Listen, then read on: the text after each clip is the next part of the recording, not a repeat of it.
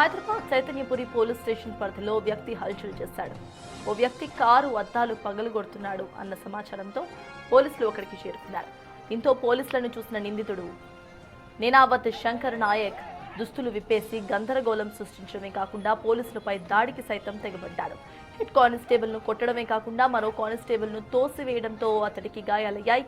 ఈ క్రమంలో ప్రభుత్వానికి చెందిన పెట్రోల్ మొబైల్ ట్యాబ్ ధ్వంసమైంది. నిందితుడు శంకర్ నాయక్ పై పోలీసులు కేసు నమోదు చేసి దర్యాప్తును చేపట్టారు.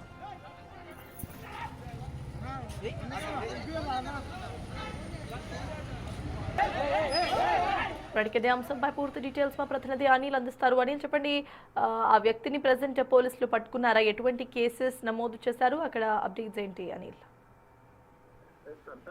చైతన్యపురి పోలీస్ స్టేషన్ పరిధిలో వ్యక్తి హల్చల్ చేశాడని చెప్పాలి. నిన్న రాత్రి 11 గంటల సమయంలో వ్యక్తి శంకర్ నాయక్ గా పోలీసులు అయితే గుర్తించారు.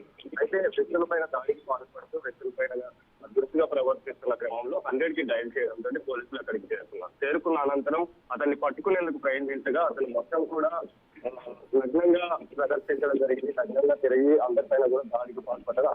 పోలీసుల పైన కూడా దాడికి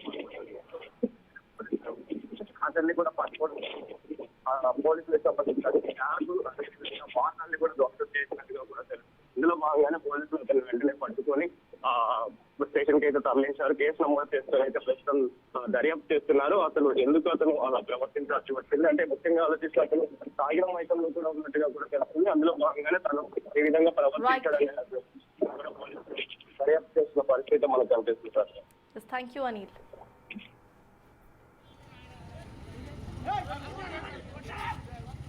Hey,